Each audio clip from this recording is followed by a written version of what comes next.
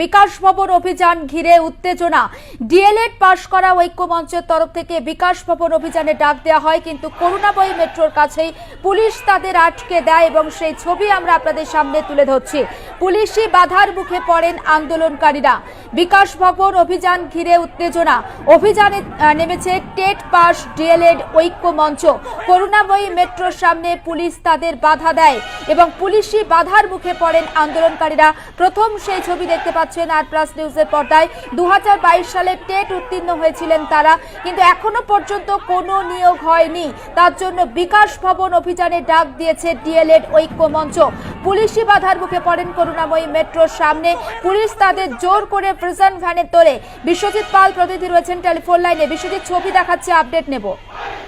দেখো, 2022 সালে TET pass ডিএলএলডি এবং ঐক্যমঞ্চের পক্ষ থেকে আজকে বিকাশ ভবন অভিযান চালায় এবং তাদের যেটা দাবি 2017 সালে তারা টেটের পর দীর্ঘ 5 বছর অর্থাৎ 2022 সালের পরে এবং উত্তীর্ণ হয়েছেন তারা, এবং কিন্তু 2024 সালে এখনো তাদের নিয়োগ প্রক্রিয়া হয়নি এবং সেই নিয়োগের দাবিতে এর আগেও তারা কিন্তু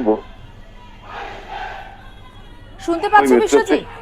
করুণাময়ী মেট্রো স্টেশন থেকে কিন্তু তারা আজকে কিন্তু অভিযান চালায়, অর্থাৎ বিকাশ ভবনের দিকে তারা যাওয়ার সময় কিন্তু পুলিশের বাধার মুখের সম্মুখীন হয় এবং তারপরে পুলিশের সঙ্গে বচসা তৈরি হয় এবং এরপরেই প্রায় শতাধিক পরীক্ষার্থী যারা পাস করেছেন এবং তাদেরকে আটক করা হয় এবং এই মুহূর্তে কিন্তু বিধাননগরের একাধিক থানায় তাদেরকে নিয়ে যাওয়া হয়েছে এবং যেই জায়গা থেকে তারা শুরু করেছিল অর্থাৎ করুণাময়ীর যে মেট্রো স্টেশন, সেই মেট্রো স্টেশনের সামনে কিন্তু পুলিশ পিকেট বসানো হয়েছে যাতে ফের কোনো যাতে তারা বিকাশ ভবনের উদ্দেশ্যে না যেতে পারে।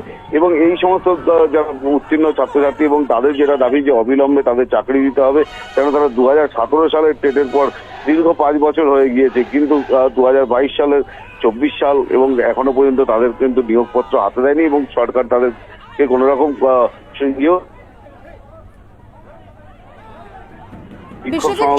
স্থান পরিবর্তন করে কথা বলা সম্ভব?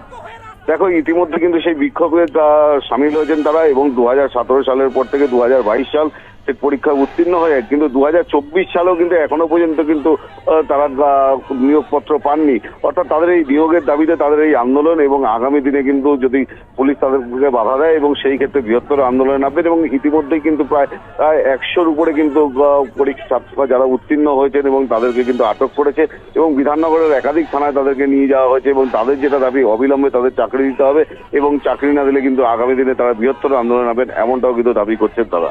একেবারে নজর থাকবে সুজিত। আপাতত তোমাকে ধন্যবাদ এবং সেই ছবি আমরা আপনাদের সামনে তুলে ধরছি। পুলিশি বাধার মুখে পড়েন আন্দোলনকারীরা, জোর করে তাদেরকে প্রিজন ভ্যানে তোলা হয়।